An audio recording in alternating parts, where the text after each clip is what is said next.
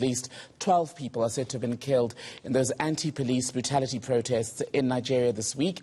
It all began with calls for the police's Special Anti-Robbery Squad to be shut down, rather. That unit has now been disbanded, but Nigerians are calling for even more police reforms. The hashtag #EndSARS movement has gained global momentum. President Muhammadu Buhari addressing Nigerians last night. Let's get the latest then on the situation from Vanguard Newspaper journalist and columnist Donu Kogbara. Donu, a very good evening. Thank you so much for being on ENCA tonight. So as I was saying there, President Muhammadu Buhari, after days of calls for him to address Nigerians, has finally done so. Has that address last night managed to calm Nigerians? Well, no. I mean, if anything, it has made people even angrier and more disillusioned than they were before. Why is that?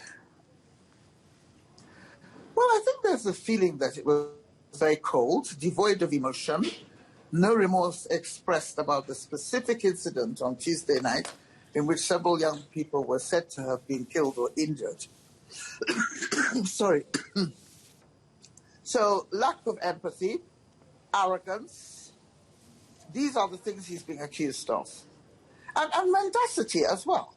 Because, you know, as young people have been saying to me all day, it's like gaslighting, where you're practically, you know, trying to pretend as if something doesn't exist or trying to comprehensively deceive the general public. And in his address last night, President Buhari did say that, yes, these were demonstrations against the SARS unit accused of brutality and other rights violations. That's now been disbanded. He also touched on the other demands that we've seen now being woven into these demonstrations to do with the economic suffering of young people in Nigeria, the unemployment issue in particular. He says, well, there is a plan currently to have about 100 million Nigerians out of poverty. Why is it that when people hear the president say that, they don't seem to believe it? Well, there's a huge trust deficit in this country around politicians generally. I can't think of a single government that has inspired tons of trust in my memory. But this government in particular has offended people by insulting the collective intelligence. I mean, of course, Buhari has his friends, his believers.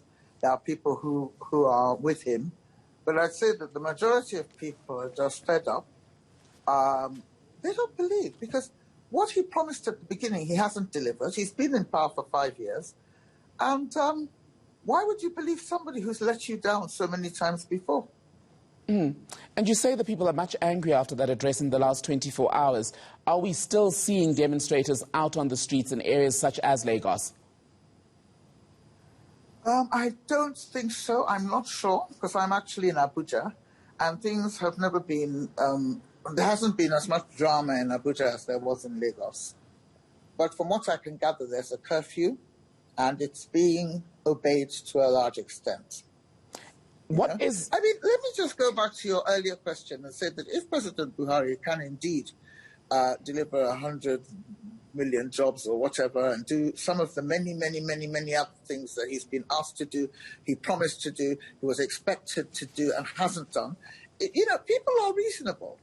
If you pleasantly surprise people, they will applaud for you.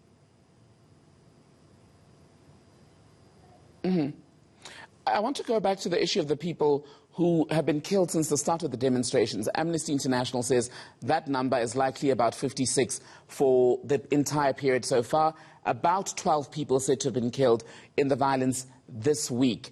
We're expecting some sort of investigation into that. I think we've lost Donu. Oh, we got you back now. We're expecting then these investigations to continue into the killings that we've seen during the protests.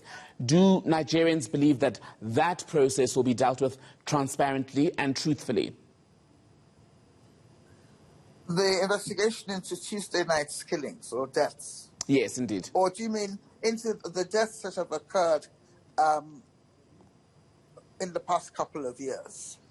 Let's speak specifically about the deaths since the start of the protest and, of course, the big culmination this week.